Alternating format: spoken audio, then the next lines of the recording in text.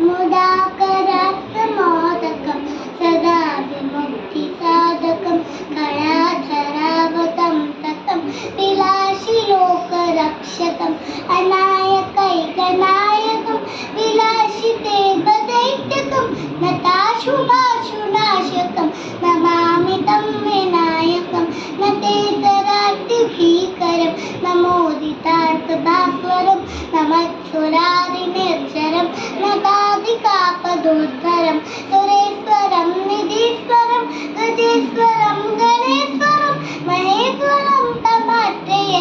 परात्मरं निरन्तरं समस्तलोकशङ्करं निरस्तदैत्यपुञ्जरं दरेदरोदरं वरं भजे भवक्रमक्षरं कृपाकरं क्षमाकरं मुदाकरं यदस्करं मनस्करं मनस्कृता मनस्करोमि भास्वरं नितान्तकान्तिदन्तकान्तिमन्तकान्तिकस्मजम् अचिन्त्यरूप्यमन्तरेण मन्तराय कृन्तरं हृदन्तरे निरन्तरं वसन्तमेव योगिनं तमेव दन्तमेव तं विचिन्तयामि शङ्करो महागणेशपञ्चरत्नमादरेव योन्मा